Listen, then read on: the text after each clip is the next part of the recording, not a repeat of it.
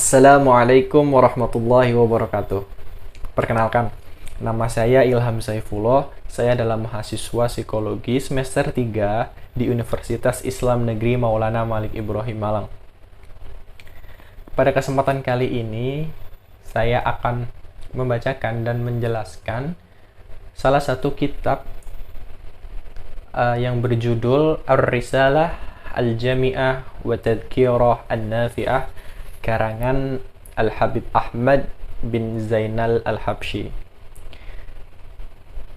Pembuatan dan pembacaan kitab ini dimaksudkan untuk pemenuhan tugas ujian akhir semester mata kuliah studi fikih yang diampu oleh Bapak Aris Mahmudi, MA.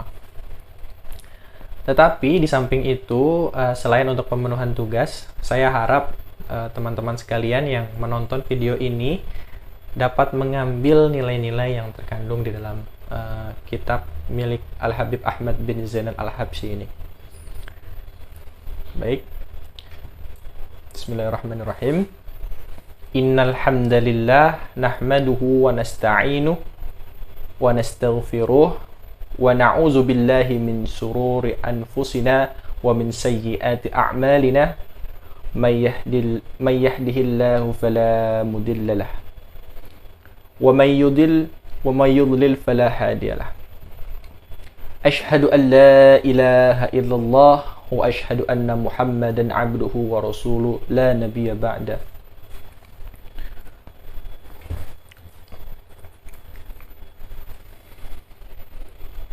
الحمد لله رب العالمين حمدا يعافي نعمه ويكافئ مزيده وصلى الله على سيدنا محمد وعلى آله وصحبه وسلم. قال رسول الله صلى الله عليه وسلم طلب العلم فريضة على كل مسلم ومسلمة. وقال صلى الله عليه وسلم من سلك طريقا يلتمس فيها علما salakallahu bihi tariqan ilal jannah.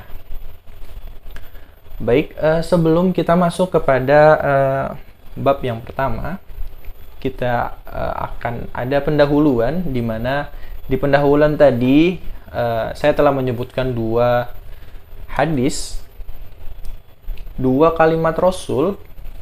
Yang pertama itu berbunyi, Qala Rasulullah sallallahu alaihi wasallam talabul ilmi faridatun ala kulli muslimin wal muslimat. Yang artinya Rasulullah sallallahu alaihi wasallam bersabda, mencari ilmu itu hukumnya wajib bagi setiap orang muslim dan muslimat. Dan di hadis yang kedua, wa qala sallallahu alaihi wasallam man salaka tariqan yaltamisu fiha ilman salakallahu bihi tariqan ilal jannah. Yang artinya Rasulullah sallallahu alaihi wasallam bersabda, barang siapa yang menempuh jalan untuk mencari ilmu, maka Allah akan memudahkan baginya jalan untuk menuju surga. Dari dua hadis, dari dua sabda Rasulullah sallallahu alaihi wasallam yang disebutkan, kita bisa mengambil kesimpulan bahwa mencari ilmu itu sangat-sangat berguna baik di dunia maupun di akhirat. Di dunia kita mendapatkan sanjungan dari orang lain, kita mendapatkan hal-hal yang ingin kita dapatkan melalui ilmu, dan di akhirat pun kita mendapatkan balasan yang baik juga. Kita bisa ambil dari hadis yang kedua, orang-orang yang mencari ilmu itu maka Allah akan memudahkan baginya jalan untuk menuju surga. Dan jangan lupa, bagi kita orang muslim dan muslimah, mencari itu hukumnya adalah wajib bagi setiap muslim dan muslimat. Wa ba'du fahidhi masail mukhtasaratun min ba'di kutubi hujjah al-islami Ghazali غالبا من عرفها وعمل بها نرجو له من الله أن يكون من أهل العلم zahiran wa batinan wa billahi taufiq. Dan setelah kita tadi membaca basmalah, hamdalah, dan sholawat serta salam, maka inilah risalah atau kitab yang mengandung beberapa masalah yang ringkas dari sebagian banyak kitabnya Imam Hujjatul Islam Al-Ghazali, Muhammad bin Muhammad, yang mana siapa yang faham serta mengamalkannya, maka kami memohonkan baginya agar Allah menjadikan ia orang yang ahli ilmu thahir dan ilmu batin. Kepadanya lah kami meminta pertolongan. Baik, langsung saja kita akan membahas bab yang pertama. Kita akan membahas bab yang pertama. Bismillahirrahmanirrahim. Arkanul Islam atau rukun-rukun Islam. Jadi di bab yang pertama ini kita akan membahas soal rukun-rukun Islam. Arkanul Islami khamsatun. Maka adapun rukun-rukun Islam itu ada 5. Rukun-rukun Islam itu ada 5. Yang pertama, syahadatu alla ilaha illallah wa anna Muhammadur Rasulullah. Rukun Islam yang pertama yaitu bersyahadat atau bersaksi bahwa tiada Tuhan yang berhak disembah kecuali Allah dan Nabi Muhammad sebagai utusan Allah. Wa iqamus shalah, dan yang kedua, rukun Islam yang kedua yaitu mendirikan sholat. Wa ita'uz zakah, lalu yang selanjutnya atau rukun Islam yang ketiga yaitu mengeluarkan zakat. Wa shaumur Ramadan, dan rukun Islam yang keempat yaitu berpuasa di bulan suci Ramadan. Wa hajjul bait man istata'a ilaihi sabila, dan rukun Islam yang terakhir atau rukun Islam yang kelima adalah ibadah haji bagi yang mampu melaksanakannya. Ma'al ikhlas wat tasdiq.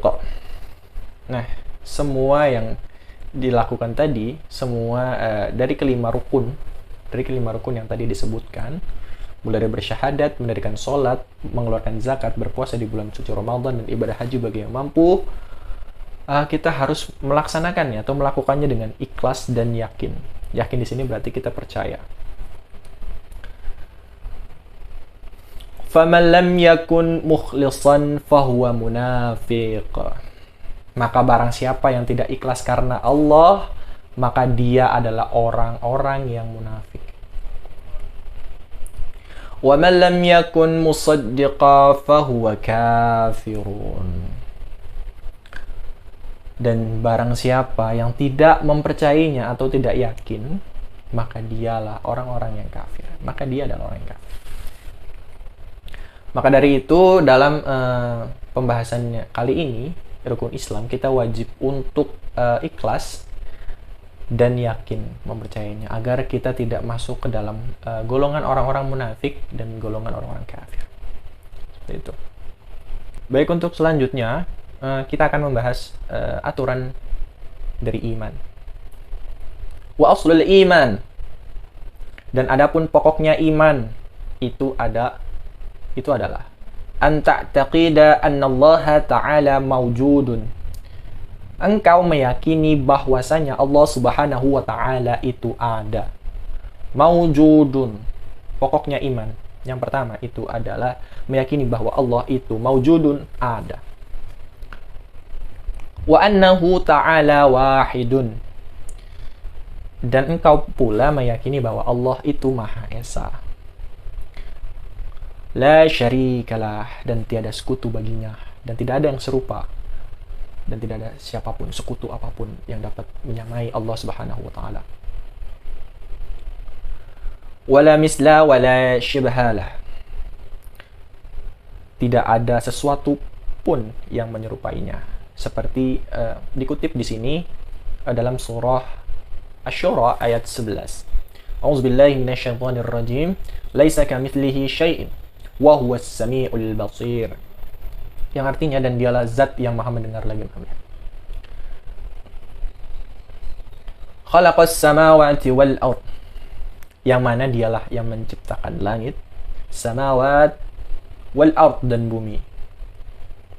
Wa khalaqal maut wal hayah, dan dia pula lah yang menciptakan mati dan hidup. Wat ta'ata wal ma'siyah, dan menciptakan ketaatan juga kemaksiatan. Was sihata was saqam, dan dia pula lah yang menciptakan kesehatan dan penyakit. Wa jami'al kauni wa ma fi, dan semua yang ada di alam semesta ini.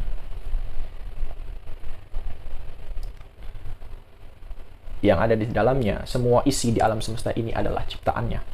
Wa khalaqal khalqa wa a'malahum, serta dialah yang menciptakan makhluk dan perbuatannya. Wa qaddara arzaqahum wa ajalahum la tazidu wa la tanqusu, dan dialah yang mentakdirkan rizki serta ajal mereka yang mana tidak bisa berkurang dan tidak bisa juga bertambah. Wala yahdusu hadisun illa biqada'i wa qadarihi wa iradatihi, dan tidaklah terjadi suatu peristiwa kecuali dengan qada dan qadar serta kehendak dari Allah Subhanahu wa taala.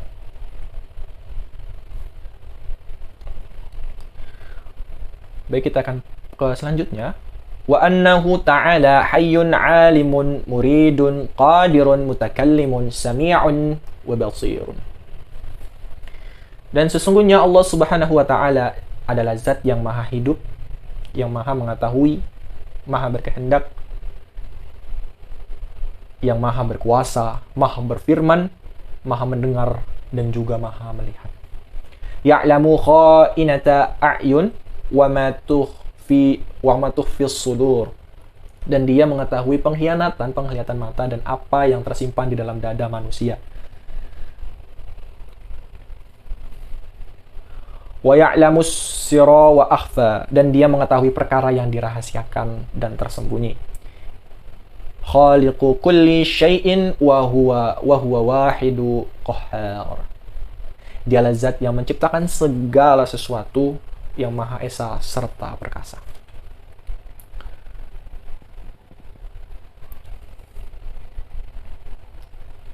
Wa annahu ta'ala ba'asa sayyidana Muhammadan abduhu wa rasuluh ila jami'il khalqi, dan sesungguhnya Allah Subhanahu wa taala mengutus Tuhan kita, yaitu baginda Nabiullah Muhammad sallallahu alaihi wasallam, sebagai hamba dan utusannya kepada seluruh makhluk untuk memberi hidayah. Lihidayatihim walitakmil ma'ashihim wa ma'adihim, kepada seluruh makhluk untuk memberi hidayah atau petunjuk kepada mereka dan untuk menyempurnakan kehidupan mereka baik di dunia maupun di akhirat. Wa ayyadahu bil mu'jizatiz zahirah, dan menguatkan dakwahnya dengan memberi mukjizat yang secara tampak atau yang secara terlihat. Wa annahu alaihi salatu wassalamu sadiqun fi jami'i ma akhbar bihi 'anillah ta'ala min umuri al-akhirati wal barzakh, dan sesungguhnya Rasulullah sallallahu alaihi wasallam adalah utusan yang benar dan atau dapat dipercaya di dalam apa yang telah dikabarkannya atau disampaikannya itu langsung dari Allah Subhanahu wa taala tentang perkara akhirat dan alam barzakh. Wa min su'ali lamalakaini wa azabi wal azabil qabri wa na'im. Dan selain perkara akhirat dan alam barzakh, ada juga pertanyaan dua malaikat tentang azab dan nikmat kubur.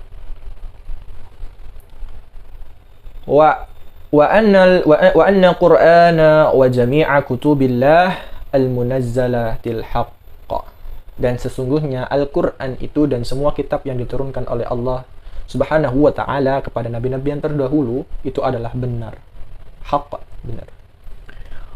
Wala malaikata haqq, dan adanya malaikat, wal jannata haqq, dan adanya malaikat itu juga benar. Wal jannata haqq, surga itu benar.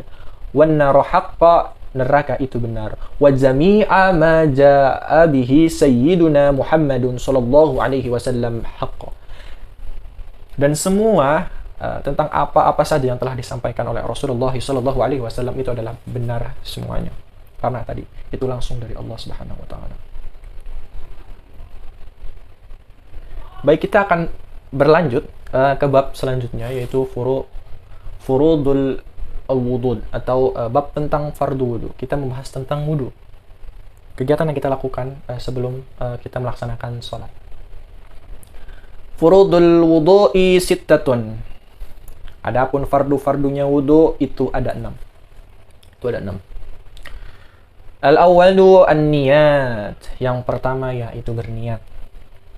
Wasani, dan yang kedua ghuslul wajhi, yaitu membasuh wajah. Wa hadduhu min manabiti sya'rir ra'si ila muntahal lihyain wadh-dhaqani tula. Adapun batasannya dari tempat tumbuhnya rambut, kepala sampai tempat tumbuhnya gigi bagian bawah sampai janggut. Wa ardan minal udhuni ilal udhuni. Tadi ya, dan sampai tempat tumbuhnya gigi bawah dan sampai janggut. As-salisu, dan yang ketiga ghuslu yadaini ilal mirfaqain, yaitu membasuh kedua tangan sampai ke siku. Sampai ke siku-sikunya. Lalu yang selanjutnya ar-rabi'u, yang keempat mashu syai'in min basyarati ar-ra'si aw sya'rin fi haddihi, yaitu mengusap sebagian dari rambut kepala atau satu rambut yang berada di batasannya. Lalu selanjutnya al-khamis ghuslur rijlaini ma'a ka'bain, yaitu membasuh kedua kaki beserta kedua mata kaki. Dan yang terakhir as-sadis, yaitu at-tartibu ala hadhil kaifiyah, yaitu tertib atau berurutan sesuai yang sebelumnya disebutkan. Tidak boleh berantakan, tidak boleh yang pertama jadi kedua atau yang kedua jadi pertama, tidak boleh. Kita harus melakukan wudhu itu dengan tertib atau berurutan. Mulai dari berniat, lalu membasuh wajah, lalu selanjutnya membasuh kedua tangan sampai siku, lalu mengusap sebagian dari rambut kepala atau satu rambut yang berada di batasannya, lalu setelah itu membasuh kedua kaki. Itulah urutan-urutan dalam berwudhu.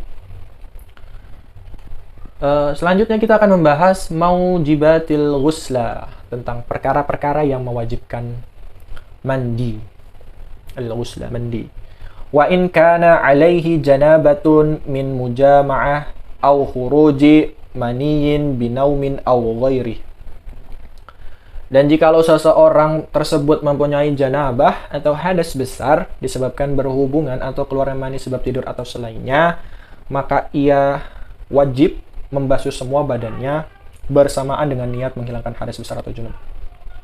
Lazimahu ghuslu jami'i badani ma'aniyati raf'i al-janabah. Membasuh semua badannya bersama dengan niat menghilangkan hadas besar atau junub. Lalu yang selanjutnya kita akan membahas tentang nauqudu al-wudu, atau perkara-perkara yang membatalkan wudu. Nah, kita akan mulai. Bismillah. Wa yanqudu al-wudu'a, dan adapun perkara yang membatalkan wudu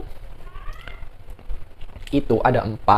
Al-khariju mina ahadis sabilaini al-qubuli awid duburi ala ma kan, yaitu yang pertama keluar sesuatu dari salah satu dari dua jalan kubul, atau dari jalan yang depan ataupun yang belakang, atau dubur yang belakang pada asalnya. Lalu yang selanjutnya wayan kudu wudu'a zawalu aqli binaumin aw ghairihi illa nauma mumakkinin maq'adatahu minal ardi. Lalu yang kedua, hilangnya akal pikiran sebab tidur ataupun hal-hal yang lainnya, kecuali tidurnya orang yang tempat tidurnya menetap dari bumi.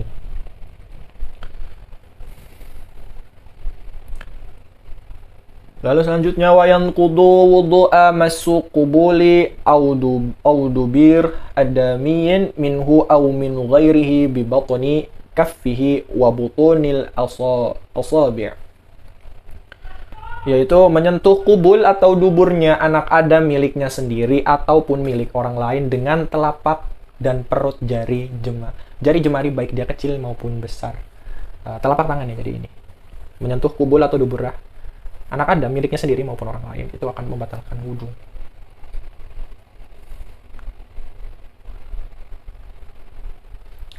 Kabiran kana aw saghiran walau waladahu walau mayitan. Lalu yang keempat, bertemunya dua kulit antara laki-laki dan wanita yang dewasa. Ajnabiyah, itu bersentuhan tanpa penghalang.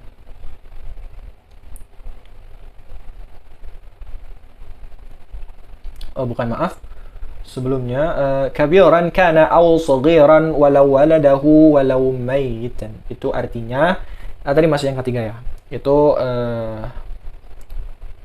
perut jarinya, baik dia kecil maupun dia besar. Lalu yang selanjutnya, wayan kudu awudu'a iltiqa'u basyaratai rajulin wa mra'atin kabiraini ajnabiyyain bila ha'il illa zufran aw sya'ran aw sinnan fala yanqudu wudu'a. Lalu yang keempat, bertemunya dua kulit antara laki-laki dan wanita yang dewasa atau ajnabiyah bersentuhan tanpa penghalang, kecuali itu kuku, rambut, ataupun gigi, maka tidak membatalkan wudhu. Karena kuku, rambut, dan gigi itu bukan kulitnya, nggak dari kulit. Jadi kalau terkena itu tidak batal.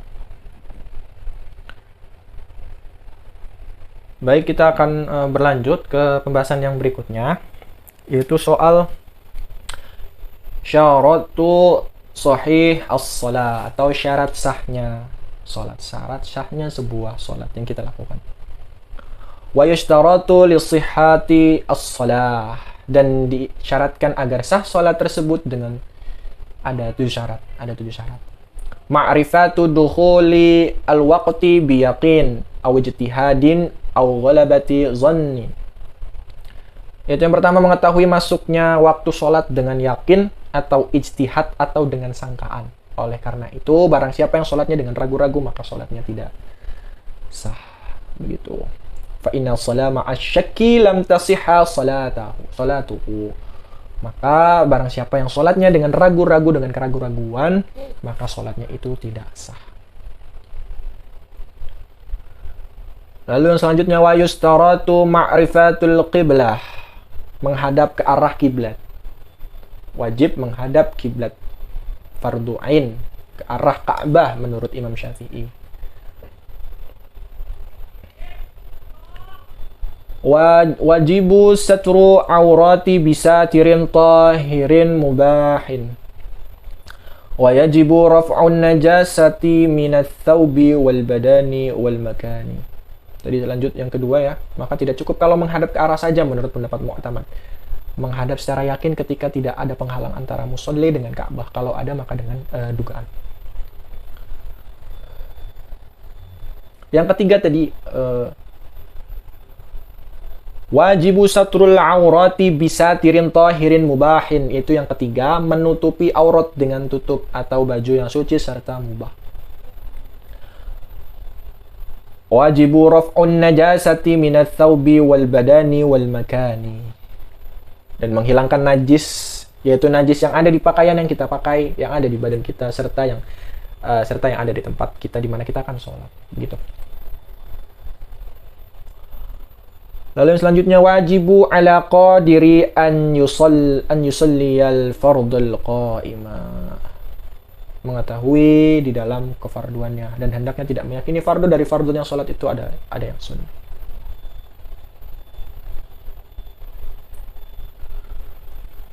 Jadi kita harus meyakini bahwa ada beberapa fardu sholat dan kita harus meyakini bahwa itu fardu sholat.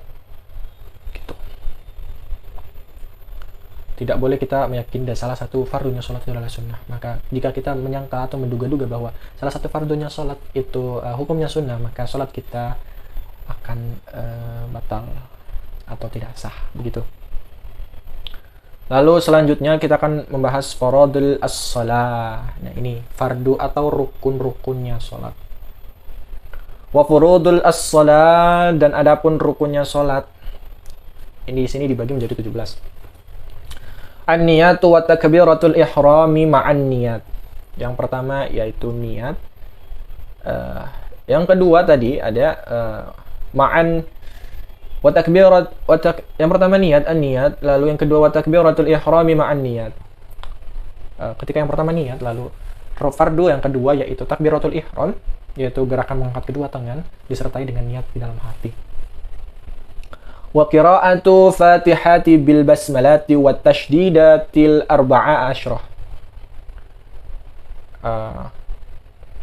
Takbiratul ihram itu kita diwajibkan atau salah satu fardunya sholat yaitu berdiri bagi yang mampu ya. Jadi ketika kita masih mampu untuk berdiri maka kita diwajibkan untuk berdiri. Begitu. Lalu tadi selanjutnya fardu yang selanjutnya yaitu membaca surat Al-Fatihah disertai dengan basmalah dan tasydidnya yang ada 14. Jadi total tasydid yang ada di suratul Fatihah itu ada 14 dan kita harus membaca tasydid itu dengan benar 14-14-nya. Jika ada salah satu yang salah, maka sholat kita diragukan kesahannya karena kita tidak menjalankan salah satu fardunya dengan sempurna begitu. Wa ikhrajid dadi minadh-dha'i. Nah, setelah tadi ada tasydidnya ada 14 dan kita juga harus mengeluarkan huruf dad dari dha karena di dalam Fatihah itu tidak ada huruf dha. Nah, kita akan lanjut wa laisa fi al-Fatihati dha'u. Karena tadi di Al-Fatihah itu tidak ada huruf dha. Lalu summar ruku'. Habis itu ruku'. Habis kita fardu setelah baca Fatihah tadi yaitu kita melaksanakan ruku atau gerakan membungkuk seperti ini, kita sejajarkan tulang belakang kita sejajar dengan bumi.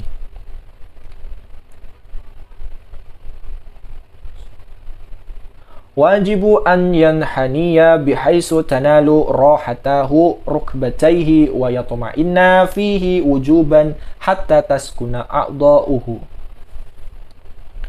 Nah, dalam ruku ini kita wajib untuk condong atau membungkuk yang sekiranya kedua efek-efek tangan kita itu berada di lutut. Lalu tadi juga disebutkan fardu yang keenam itu tumakninah di dalamnya sehingga tenang anggota badannya. Tumakninah ini punya fardunya sendiri. Ada fardunya sendiri begitu. Dia satu, cuman dia punya fardu sendiri. Jadi untuk teman-teman sekalian diharapkan ketika melakukan gerakan sholat itu tidak terburu-buru, tumakninah. Setelah kita berbaca, kita diam sebentar, tidak langsung melanjutkan ke gerakan selanjutnya. Karena itu adalah salah satu fardunya sholat. Ketika kita tidak melakukan salah satu fardunya sholat, maka tidak sempurnalah kefarduan dalam sholat kita. Maka ketika tidak sempurna, maka bisa jadi sholat kita tidak sah. Begitu. Lalu yang selanjutnya yaitu summa i'tidal. Lalu selanjutnya adalah i'tidal. I'tidal gerakan setelah ruku, gerakan bangun dari ruku. Wa yatma'innu fihi wujuban. Nah, seperti ruku tadi, gerakan i'tidal ini juga kita harus tumakninah. Itu masuk ke fardu salat yang ke-8, tumakninah di dalam i'tidal itu.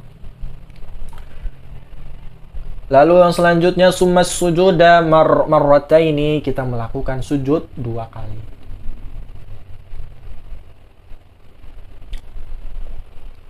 Wal julusu bainas sajadatain. Lalu setelah kita sujud 2 kali ada tumakninah, jangan lupa ada tumakninah di dalamnya, itu masuk ke fardunya salat yang ke-10. Lalu setelah itu duduk di antara 2 sujud.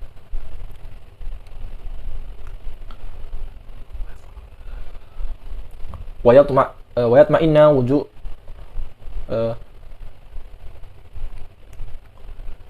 summa sujuda marrataini wal julusu bainas sajadatain. Tadi duduk di antara 2 sujud. Wa yatma'innu wujuban fi kulli. Nah, tumakninah itu di dalamnya wajib. Ya. Itu masuk ke fardunya salat yang ke-12. Jadi di antara sujud, di antara i'tidal, di antara ruku dan duduk di antara 2 sujud itu harus dibarengi dengan tumakninah. Ingat ya, teman-teman sekalian, kita harus tumakninah nih. Karena saya sendiri juga terkadang melupakan ini gitu. Jadi ini adalah sebagai pengingat saya secara pribadi dan juga mungkin teman-teman sekalian, agar kita sama-sama memperbaiki sholat gitu. Lalu wa yaf'alu baqi ar-raka'ati kadzalik. Duduk habis itu tasyahud akhir. Watashahud al-awwalu wa qu'uduhu sunnatun. Habis itu duduk di dalamnya. Tasyahud yang pertama itu hukumnya sunnah, sedangkan tasyahud akhir itu hukumnya wajib. Itu ada di kitabnya watashahhudu al-awwalu wa qu'uduhu sunnatun. Itu ya, tasyahud yang pertama itu sunnah, wa tasyahhudul akhir wal julusul fihi fardhan. Dan tasyahud yang kedua itu hukumnya wajib. Itu masuk ke yang ke-14 ya. Lalu selanjutnya wasallatu ala nabi sallallahu alaihi wasallam ba'da tasyahhudi wa qabla salam fardhu. Nah, salah satu fardu salat yang selanjutnya yaitu membaca salawat kepada Nabi Muhammad sallallahu alaihi wasallam setelah tasyahud dan sebelum salam. Wassalamu minas salatil fardhu. Nah, dan dan mengucapkan setelah tasyahud dan sebelum salam dalam salat ya. Wa aqallus salami assalamu alaikum. Nah, dan yang ke-16, fardu yang ke-16 itu mengucapkan salam. Dan paling sedikitnya kita mengucap salam dengan ucapan assalamu alaikum. Lalu yang terakhir, fardu yang terakhir adalah tertib. Seperti pada tadi ya, pas waktu kita bahas wudhu gitu. Terakhirnya tertib. Tidak boleh diacak-aduk, tidak boleh dicampur, tidak boleh diacak-acak. Kita harus melakukannya secara berturutan sesuai yang tadi sudah dijelaskan. Wa aqallu tasyahudil wajib. Adapun paling sedikitnya membaca tasyahud yaitu bismillahirrahmanirrahim at-tahiyatullah salamun alayka ayyuhan nabiyyu wa rahmatullahi wa barakatuh. Salamun alayna wa ala ibadillahis salihin. Ashhadu an la ilaha illallah wa anna Muhammadan abduhu wa rasuluh wa aqallus salati 'ala an-nabiy sallallahu alaihi wasallam. Penghormatan bagi Allah, segala puji bagi Allah, penghormatan bagi Allah, keselamatan atasmu wahai Nabi baginda Muhammad sallallahu alaihi wasallam serta rahmat dan barakah. Keselamatan atas kami dan para hamba Allah yang soleh. Dan saya bersaksi tiada Tuhan yang wajib disembah kecuali Allah dan bahwasanya baginda Muhammad sallallahu alaihi wasallam adalah hamba dan utusannya Allah Subhanahu wa taala. Wa aqalus salati 'ala nabi sallallahu alaihi wasallam Allahumma shalli 'ala Muhammad. Dan adapun paling sedikitnya mengucapkan shalawat kepada Nabi beserta keluarganya itu dengan ucapan Allahumma shalli 'ala Muhammad, yang artinya ya Allah sampaikan shalawatku kepada Nabi Muhammad sallallahu alaihi wasallam. Wa yanbaghi an ya'tiya bis sunani jami'iha wa hayy katsiratun jiddan. Dan hendaknya untuk melakukan kesunahan dalam salat. Semuanya yaitu ada banyak sekali ya. Jadi dalam salat itu juga ada kesunahan-kesunahannya.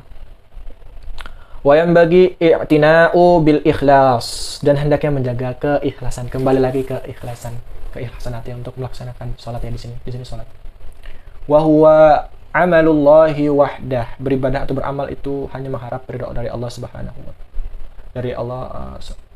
wa taala. Wa yanbaghil hudur, dan harus hadir ketika kita sholat. Hadir di sini kita harus menyadari ya, kita harus sadar, secara sadar kita sedang melakukan sholat. Secara fokus kita melakukan sholat, diri kita baik jiwa maupun raga kita. Jadikan raga dengan gerakan, jiwa dengan batin kita sadar bahwa kita sedang sholat.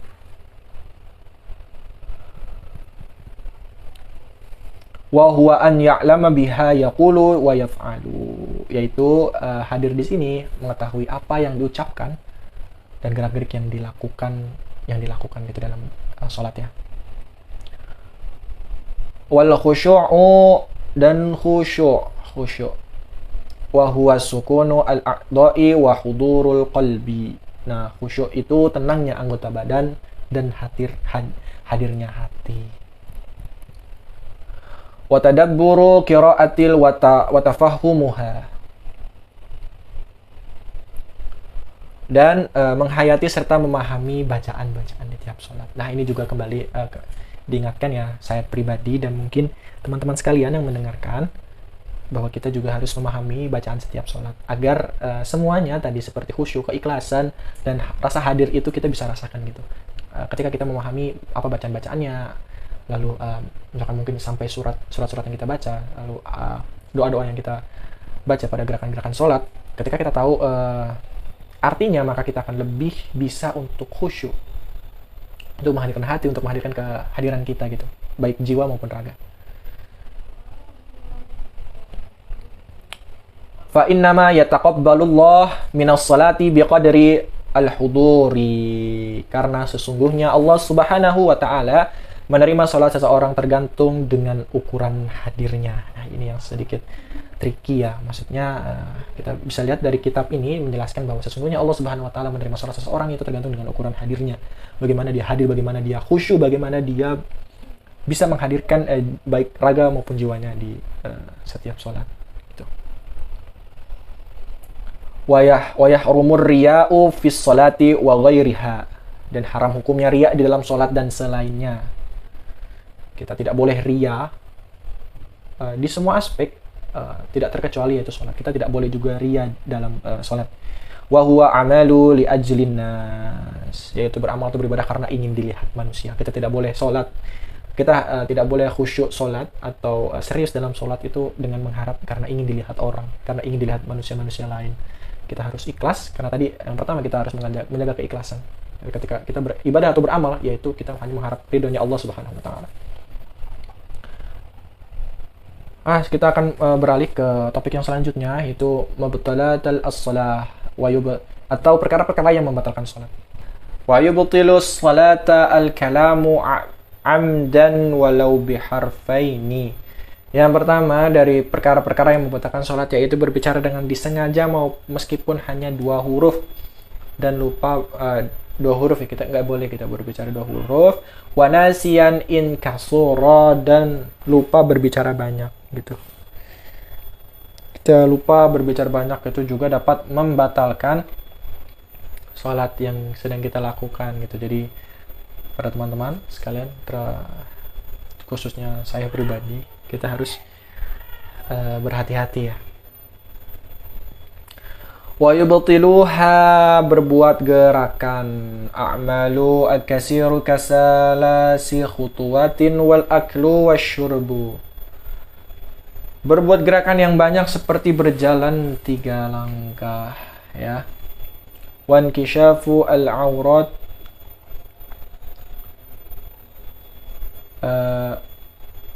wal aklu wasyurbu. Oh ya, wa aklu wasyurbu itu ada yang ketiga ya, tidak boleh makan dan minum juga. Lalu selanjutnya wan kishafu al-aurati in illam tastur hala, terbukanya aurat jikalau tidak langsung ditutup. Kita terbuka aurat, sudah tahu kita terbuka auratnya, maka tidak kita langsung tutup, maka sholat kita akan langsung batal. Selanjutnya wa wuqu'un najasati in lum tulqa halan min ghairi hamlin, kejatuhan najis jikalau tidak langsung dilempar ataupun dibuang secara langsung.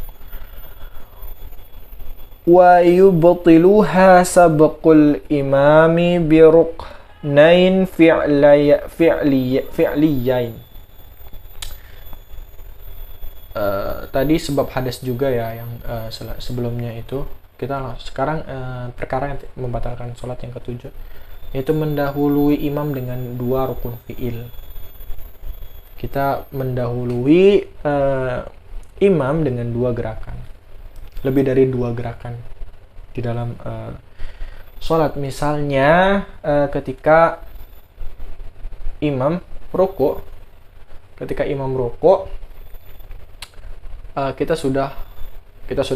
ruku, lalu ketika imam belum bangun kita sudah iktidal, itu 1, lalu kita sudah sujud, itu dihitung 2. Maka kalau kita sudah melewati atau maju ketimbang imamnya, maksudnya ke dalam gerakan, maka sholat kita akan batal.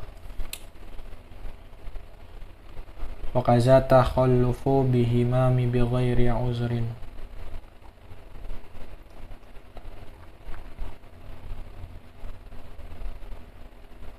Oh iya, tadi juga selain mendahului ya, juga ada membelakangi imam dengan 2 rukun fi'il tanpa adanya uzur. Jadi selain mendahului ketika kita selain kita mendahului, kita misalkan terlambat juga itu bisa menjadi batal salat kita ya. Lalu selanjutnya wala tasihhu salatul khalfa kafirin wa imra'atin wa khunsa. Nah, terus ada juga menambah rukun fi'il dengan disengaja, niat memutus salat dan ragu-ragu di dalam niat. Tadi bisa disebutkan yang pertama itu berbicara dengan disengaja meskipun hanya 2 huruf dan lupa berbicara banyak. Yang kedua yaitu membuat gerakan yang banyak seperti berjalan 3 langkah. Yang ketiga ada makan dan minum. Yang keempat yaitu terbukanya aurat jikalau tidak kita langsung tutup. Lalu yang kelima ada kejatuhan najis jikalau tidak langsung dilempar atau kita buang. Yang keenam adalah sebabnya hadas. Lalu yang ketujuh yaitu mendahului imam dengan 2 rukun fi'il. Dan yang kedelapan adalah membelakangi imam dengan 2 rukun fi'il tanpa adanya uzur. Lalu yang kesembilan yaitu menambah rukun fi'il dengan disengaja. Lalu yang ke-10 yaitu niat untuk memutus sholat. Kita berniat untuk memutus sholat itu langsung, sholat kita langsung batal gitu. Lalu yang ke-11 adalah ragu-ragu di dalam niat. Kita tidak boleh ragu-ragu di dalam niat ketika sholat. Dan tadi dijelaskan di bawahnya wala tasihhu salatul khalfa kafirin wa imra'atin wa khunsa. Dan tidaklah sah salatnya orang yang salat di belakangnya orang kafir, perempuan dan khunsa. Lalu bab selanjutnya salatul jami'ah. Salatul jumu'ah. Mohon maaf. Salatul jumu'ah. Kita akan membahas tentang salat Jumat. Adapun hukum salat Jumat yaitu fardu ain bagi setiap orang muslim. Nah, Arabnya. Wal jum'atu fardu ainin 'alal kulli muslimin zakarin wa hurrin hadirin bila uzrin syar'iyyin ka maradi wal matari. Adapun hukum salat Jumat yaitu fardu ain bagi setiap orang muslim laki-laki merdeka dan hadir mukim tanpa adanya uzur atau halangan syar'i seperti sakit dan hujan. Wa min syuruti al-jumu'ati al-khutbataini wa arkanuha hamdulillahi ta'ala wa salatu ala nabi sallallahu alaihi wasallam wal wasiyatu bittaqwa wa qira'atul ayah minal qur'ani mufhimatin fi ihdahuma wad du'a'u lil mu'minina fil akhirah. Nah, di antara syarat sah Jumat yaitu didahului dengan 2 khutbah dan adapun rukun 2 khutbah yaitu yang pertama adalah mengucapkan hamdalah alhamdulillahirabbil alamin. Lalu yang kedua yaitu membaca salawat kepada Nabiullah Muhammad sallallahu alaihi wasallam. Allahumma shalli ala sayyidina Muhammad wa ala ali sayyidina Muhammad. Lalu yang ketiga adalah berwasiat tentang ketakwaan. Sebagai khotib kita harus berwasiat tentang ketakwaan karena ini adalah salah satu syarat sah khutbah Jumat. Lalu yang keempat ada membaca ayat dari Al-Quran yang dapat dipahami di salah satu 2 khutbah. Itu harus ada ayat dari Al-Qurannya ya. Lalu yang kelima yaitu mendoakan bagi orang-orang mukmin di khutbah terakhir. Di waktu akhir kita mendoakan begitu orang-orang mukmin.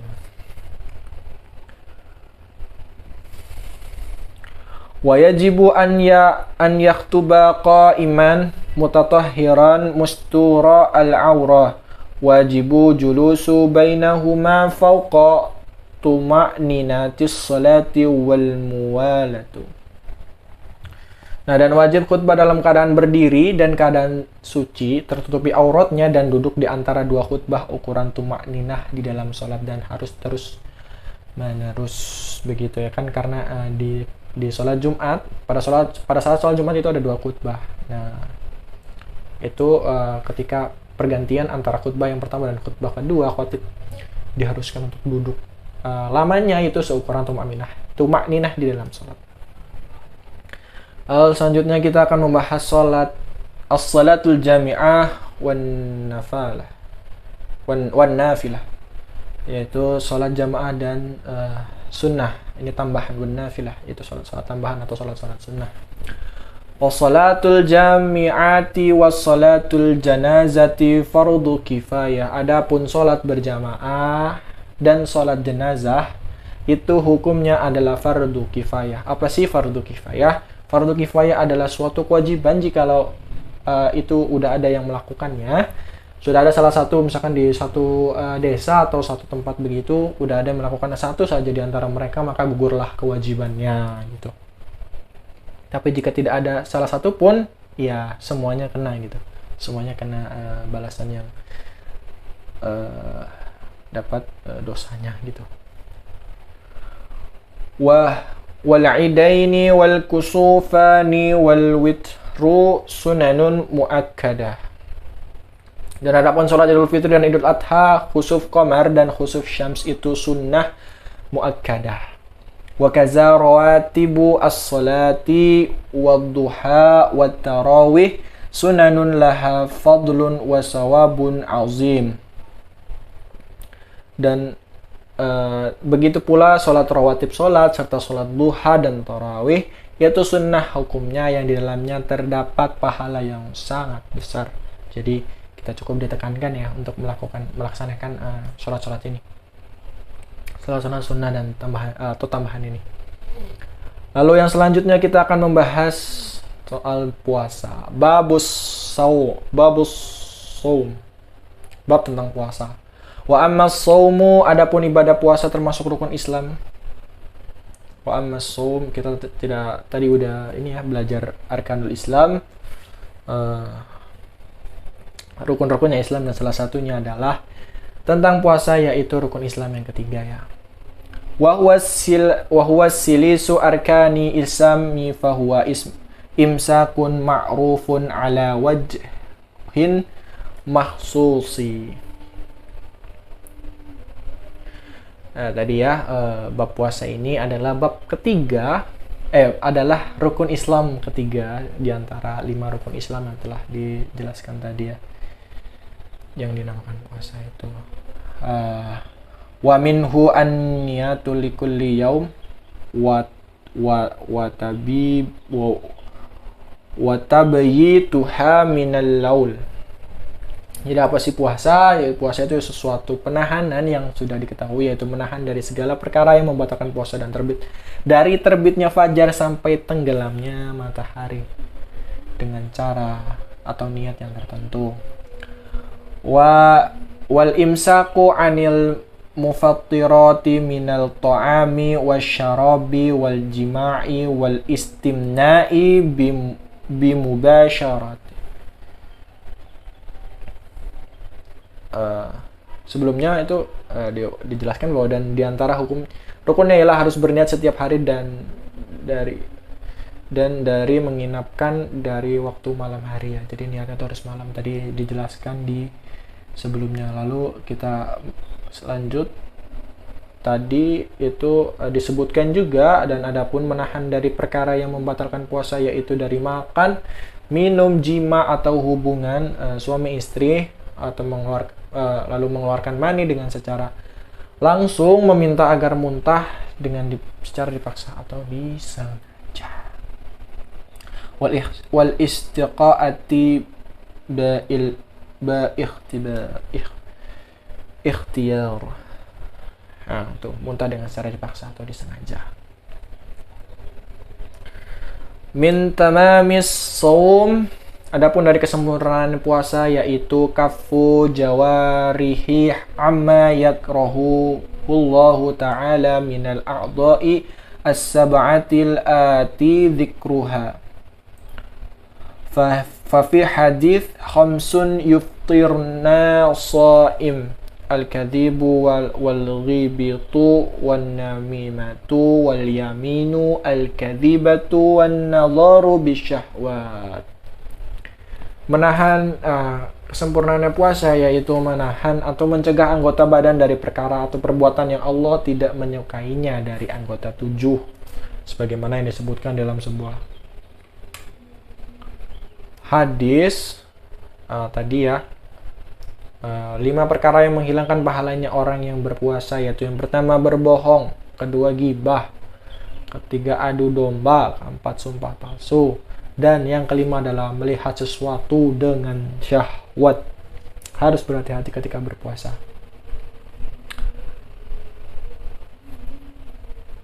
Wa min tamamis shaum taharri al-iftara ala halalin wa adamul istikthari minal akli wa yanbaghi istiktharu minas shaumi la siyaha al-ayyamu al-fadilatu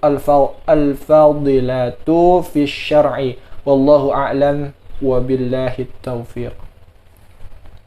Dan begitu pula dari kesempurnaan puasa, yaitu berusaha mencari makan yang dibuat bukan makanan yang halal. Yang halal, tidak terlalu banyak ketika makan, dan seharusnya memperbanyak dari puasa itu, lebih-lebih puasa daripada hari-hari yang penuh keutamaan di dalamnya syariat. Wallahu a'lam. Lalu selanjutnya kita akan masuk ke bab zakat.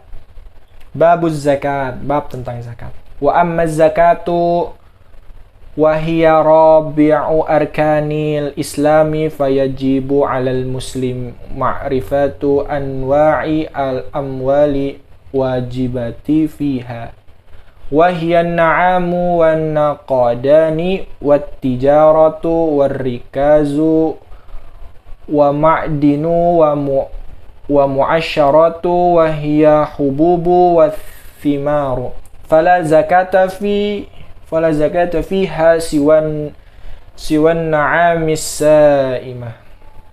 Adapun ibadah zakat adalah rukun Islam yang keempat. Maka wajib bagi setiap orang muslim mengetahui macam-macam harta yang wajib dizakati di dalamnya, yaitu binatang ternak, lalu emas dan perak atau uang bisa, perniagaan, barang temuan dan barang galian serta tanaman atau makanan-makanan pokok, yaitu berupa bisa biji-bijian dan buah-buahan.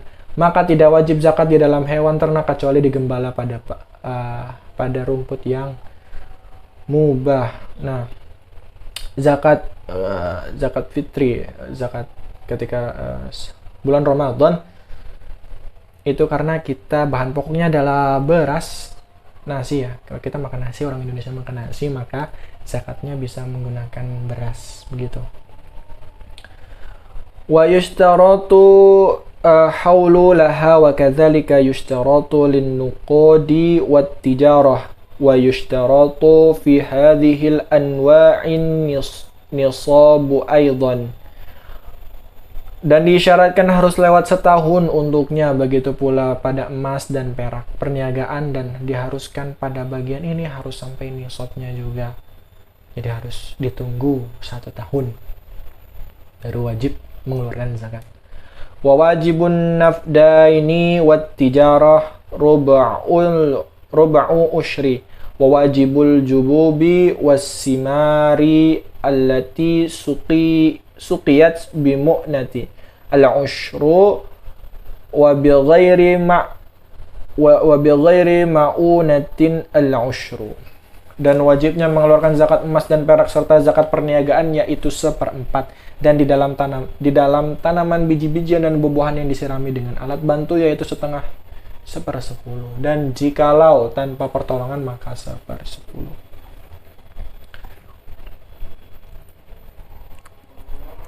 Wa zakatul fitri wajibatun ala kulli muslimin iza fadulat an qutihi wa quti man yaqutuhu yaumal idi wa laylatah arba'atu amdadin bimuddi nabiyyi sallallahu alaihi wasallam wa tajibu an-niyatu fi jami' wa la yajuzu an yasrifa zakata wal fitrata illa ila hurrin muslimin mutassifin bi sifati ahdi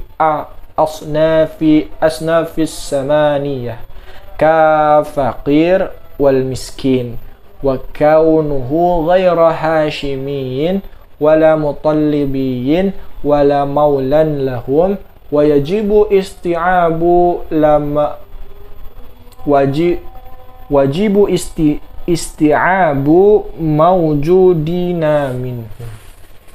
Maujudina minhum.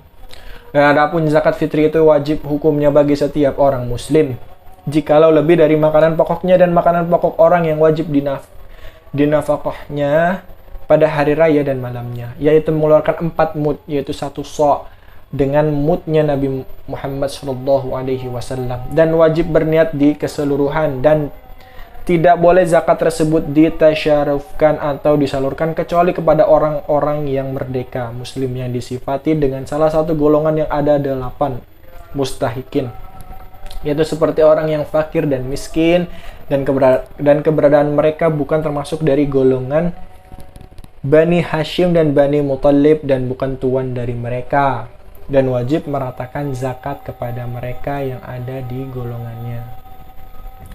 Baik, mungkin segitu saja penjelasan dari saya tentang kitab Ar-Risalah Al-Jami'ah wa Tazkirah An-Nafi'ah karya Al-Habib Ahmad bin Zainal Al-Habsyi ini.